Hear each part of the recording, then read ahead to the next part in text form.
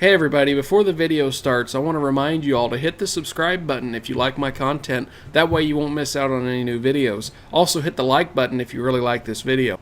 Also, if you guys would like to help support my content creating or just help me out in life in general, there are donation links below. You can make a monthly pledge of any amount you want on Patreon. The second link is a direct one-time donation via PayPal. None of this is required, but I appreciate it if you guys would like to help me out. Thank you very much and enjoy the video. Hey everybody, welcome back. It's been over 8 weeks since the puppies, were born. I don't know what I was getting ready to say there. It's been a little over 8 weeks since they were born. Tuesday, they were 8 weeks old, so I guess they're almost 9 weeks old. Next Tuesday, they'll be 9 weeks old. Oh, how long has it been? It's been about a week since I moved them out of this garage. If you guys remember from my old videos of the puppies, about where the lawnmower was sitting there toward the front of it, had a cardboard box all the way across from over there to the left. Kind of kept the puppies in control on the front side of the garage, kept them out of the back, so I piled all my stuff back here. That worked pretty good for 3 weeks, 4 weeks. Then they started getting big enough to knock over the cardboard. So, you guys would not believe how much poop 11 puppies can produce. It was absolutely horrifying out here. It was just a process of putting newspapers down on top of the poop, cleaning it all up every couple of days, putting down new sheets, new newspapers. That worked pretty good, but it was still horrifying whenever the day came for us to completely clean this out. It is still a messy garage. I still have junk everywhere, but it looks 100% better than what it used to. Absolutely perfect now. It kind of sucked that I had to keep them in here because it was getting into the 80s outside. I had to leave my door open with one of those baby gates in the door and let air blow from inside with my air conditioner to keep it cool in here. I had a fan running up there. I had a fan in the bottom of the door helping to blow cool air from in the house out here. And, all in all, it worked pretty good. And ironically, the very last day that I kept them in the garage was the day they escaped the garage. I'm pretty sure they didn't knock the gate down. The mother, Cash, she managed to knock it down, I'm pretty sure, because I leave her in the house during the day. And she managed to get the door open far enough so she could get in, and she knocked the gate down. So that was when it was time for them to go to their new pen, which I'm going to go show you guys now. I know I've been rambling on for like 2 minutes now. Maybe one of these days I'll learn that the only way YouTube videos are going to be successful is if I just get right to the point of whatever the title is. But, I'm not about the YouTube algorithm. I'm not about how big YouTubers become successful. This is my style. I like to just ramble. I like to talk. And we work our way to whatever the title of this video is. Isn't that right, Lucky? A lot of big YouTubers I see today are having a constant negative number of subscribers. I'm not a big YouTuber, but I don't really have a negative anymore. I'm almost always gaining. So, who knows? I'll probably start losing as soon as I said that. This is my Uncle Sam's four-wheeler. He didn't ride it anymore. Been sitting in a shed for like 5 years. I've always wanted a four-wheeler or even one of those 4x4s for out here on the farm. Of course, I can't afford to spend the money that I could spend on a brand new car for a 4x4. So four-wheelers are a lot cheaper. And this one, I just remembered that my Uncle Sam had one. He can't ride it anymore. And he said I could just have it. It didn't run whenever I got it. I had to do a little tuning, cleaning the carburetor up. It needed a new spark plug. It needed a new battery. And I had to put a new gas valve on it. But it runs great now. Just the push of a button, it fires right up. So we'll go up and see the puppies. Okie dokie. Made it a total of what? Maybe 500 feet from the house? I like riding my four-wheeler. Don't get me wrong, I do continue to exercise. I never ride the four-wheeler up here to check on the pups or water and feed them. I make the trips. You know, I do my rounds. I carry 2 5-gallon buckets with food and water in it every day.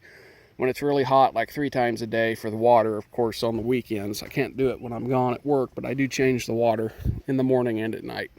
But this is the dog pen, guys. It worked pretty good. When I originally built it, I was really concerned that it wasn't going to keep them in. These are old cow panels. There's actually just 2 of them here. One on this side, one on that side. The far side of where the tarp is, that's actually a piece of an old dog kennel. And same with this piece over here going towards the shed on this far side. That's a piece of a dog kennel. We had 2 old dog kennels over in the brush, way down there, over by the camper, down in there, from previous dogs. Most of that metal had rotted away and rusted away, and it wasn't any good. So we salvaged what we could from the 2 of them. And unfortunately, it was just those 2 panels and this little door. See, that was actually my biggest concern at first. How I was going to put a door on this. My aunt thought, well, I could just put a small piece of cow panel over it and you can just open and close it. I just didn't think that would work very well. And I actually kind of come up with this entirely on my own. So it's great. And I'm actually going to be doubling the size of it because these guys are going to be large dogs. They're not going to stay in here all the time. I'm not the kind of person who thinks dogs should stay in all the time. I'm going to get them trained to where they can come in the house, be just like their mother, and know when they need to go to the bathroom, they'll let me know. But whenever I'm not home or whatever, you know, they can come and stay in the kennel. I don't want to tie them up. This gives them a little bit more freedom. And like I said, it's going to be double the size. I have 2 more cow panels, so this big section here, once I move it out, I'll put one of the new ones on this side, one of the other ones on that side, and then of course this piece here, once it's moved out, it'll be out here on the edge going east and west. So it'll be double the size. I originally only had 1 tarp over here. It works great for early morning and then even noon hours, but evening hours, when the sun starts going down in the opposite direction here in the west, this side obviously is completely covered with sun, and even underneath the east side there wasn't a whole lot of shade. So putting up another tarp on this side, even though it doesn't look all that pretty, it is pretty solid. It gives them shade 24 hours a day. So all right, let's go see the guys. Out of 11 puppies, I kept 3. The original plan was to keep 2 from the very beginning, but I just could not choose between 2 of them. The one on the right and the one on the left here are were the 2 in question. The original one I was going to keep is this one right here, Princey. And I named her Princey because my grandpa used to have a dog named Princey. And I'd honestly rather name her something else, but it's kind of sticking. And she's definitely the one with spunk. She's the one that kind of barks back like she's sassing you. The one on the right, her name was originally Leah whenever she was born, like Princess Leah. So I would have had Princess and Princess Leia, 2 separate names. But I renamed her to Maggie. She's going to be Maggie. And then the one I was certain I was going to keep is hiding behind the doghouse. I don't know what he's doing. I've got a shovel here. I shovel daily, or at least every other day. You don't want to let the dog crap pile up. There's quite a few flies, unfortunately, and I've done some research online. A lot of dog kennels and, you know, places like that, there's actually fly traps that you can set up on the outside. You fill them with water and fly spray that's not dangerous to dogs, but that wouldn't matter anyway because it'll be mounted on the outside. It'll track the flies and kill them. But anyway, there's Sammy. Oh, he was sleeping. That's what he was doing. He's laying in one of the holes they dug. They don't spend much time in the doghouse. They usually are behind it or under the tarps for the shade. Sammy, you gonna come say hi? Everybody on YouTube wants to see you. He's the one that loves all the attention. Whenever I have all 3 of them out and in the house, he's the one that just craves the attention. He couldn't care less what the other 2 are doing. He just wants to be petted. So yep, this is them. They're almost 9 weeks old. They'll be going in to get fixed as soon as I get a chance to get an appointment set up for them. I kind of figured, you know, they're puppies. They got a long time, you know, at least 6 months before they're able to reproduce.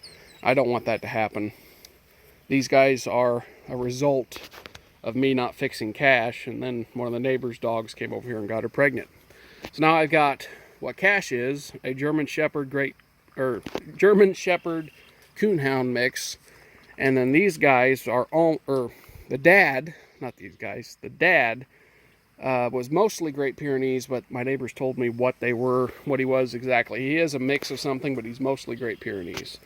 So that's what these guys are. They're literal mutts. They have like 4 different types of dogs in them. And that's the perfect kind of dog. I know people love their purebred dogs. Golden Retrievers love Golden Retrievers. They love their boxers, and they love their, oh, what are they? I feel so bad for them because they're actually very few of them that are actually be able to be born naturally nowadays. What are they? Bulldogs. I think they're bulldogs. Giant heads. Poor things. It's a result of breeding them and inbreeding them and keeping them, you know, purebred.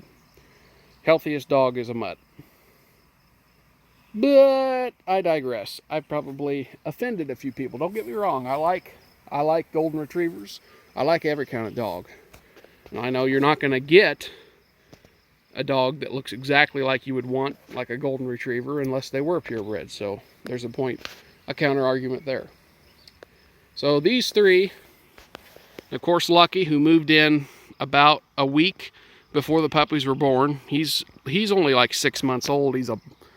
I was told by the lady that came out here and did the vaccines for the puppies at 6 weeks that Lucky is mostly pit bull, but he probably has, or not mostly pit bull, excuse me, but he's mostly boxer, but he has some pit bull in him.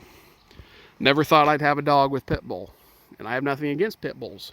I just know the facts that, you know, pit bulls were bred to be aggressive, and they were bred to be like guard dogs, and they can snap. But I don't think I'm going to have any problem with that. Even if he was full-blooded pit bull, I would respect that fact. I'd never get my head right in his face. But, you know, he's boxer. I really think he's mostly boxer. He's got a boxer face. Don't you, Lucky? He's chewing on one of the bones I bought this weekend. Back to the 4-wheeler here. I am so happy I got this thing running.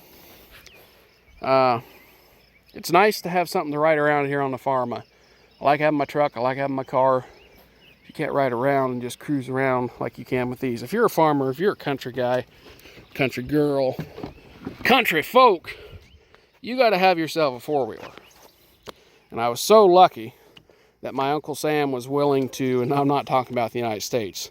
I have an uncle named Sam who said I could just have it. You know, he said, I don't know if it'll run, but you can have it.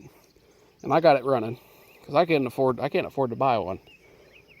But I got it running, and I'm just tickled to death. The only thing about this four-wheeler is one of his brothers that actually was involved in a accident with this four-wheeler. It was wrecked, and he's very lucky to be alive. My Uncle Sam, he redid the frame. When I say redid, he bent it back into shape. And if you look at it real closely from the sides and whatnot, you can tell it's still kind of half-ass bent up still. The tires are actually on the front, kind of pointed inward. The thing is dangerous as heck to drive if you don't know what you're doing, because just the way the frame is, you got to be careful when you're turning with it. Can't be going fast. And let me tell you, for a quad runner Suzuki 500, it's got a lot of power. Even compared to today's ATVs and four-wheelers, this thing is a 1998, and back in its day, this was the top of the line. It's got more pulling power than some little trucks do, and it's four-wheel drive. So, yeah. There's an old trailer that my grandpa made out of a pickup bed. Still use it today. I actually hooked it up to my four-wheeler, and four-wheeler handles it like nothing. I've been taking out some fence up there where the old fence used to be, up there past that shed. Mostly wire I got taken care of. Most of the posts were already gone, but I've been pulling posts out of it and using it to build onto the dog pen. I got a little bit more to go. There's about 4 more posts up there. I'll get those pulled out. I've been using the trailer here, pulling it with the four-wheeler, and it's pretty useful, you know, to have the trailer there, and you can throw tools in it and throw your stuff that you're throwing out, and, you know, you don't have to carry it everywhere. There's our blade. That came with the 2010 John Deere when we bought it. There sits the 2010. Right now I've got all the hydraulic oil drained out of it. I just cleaned the filter and got that all put back together. So Got to get some hydraulic oil and put back in it. Of course, it's just another thing that I don't have money for, but I mean, there's little things. You just gotta pick and choose, prioritize what you can and cannot be buying. My dad, he's paying to get the carburetor redone on the John Deere. I know it's been, what, a year and a half, maybe longer, what, maybe 2 years? God, I hate to think that it's 2 years since I made a video talking about this 70 John Deere. And I promise you guys we're going to get that carburetor done. We finally got the carburetor taken to John Deere about 2 weeks ago, so hopefully within the next month we'll be getting that back and we get it slapped on there, and I'll be doing a video of it, starting it up. It'd be kind of nice to have it back too. I wouldn't mind using it to blade with, but I can hear the puppies barking up there. Got another thing going on over here. The old smokehouse is what they called it. I imagine the thing was just as old as the old house that sat here. The house itself was built in 1840, so I imagine the smokehouse is just as old. The foundation is finally starting to give, and I'll run over there and we can take a look. It's kind of hard to see on this side, but the wall is starting to push out, and the bricks, or not the bricks, but the foundation, the concrete itself, is almost laid clear over. I don't know what's keeping this thing up. Some of these things they'll probably stand another 50 years, but it needs to be tore down. Really, it's just a matter of kind of upkeeping these old buildings, making sure the roofs, you know, are in good enough shape to keep water out and whatnot. And it's just neglect over the years, and the fact that it's older than dirt. It's just about time for it to go. Let me get around and see if I can get a better view of that.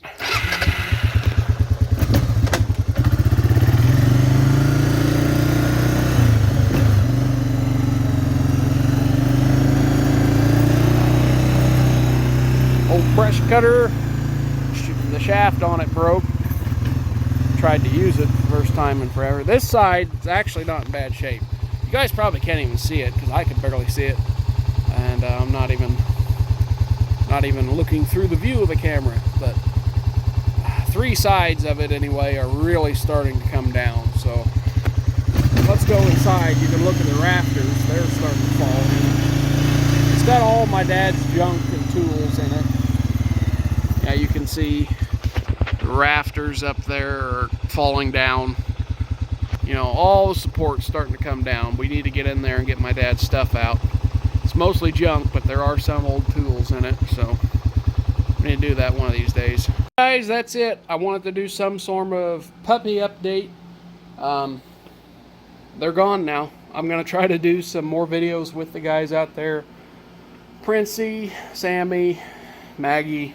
Of course, we've got Cash, the mommy, the miracle mommy who gave birth to 11 puppies, and not a single one of them were malnourished, and she didn't neglect a single one. They all survived. Amazing. Of course, the jealous Mr. Peanut, who has decided he lives here now and rarely wants to go outside. He wants to sit right here in front of the air conditioning, which I don't blame you. It's like, what, 85 degrees out, Peanut? Pretty dang hot. But yeah, thanks guys for watching. Yeah, thank you a lot. I'll see you guys later.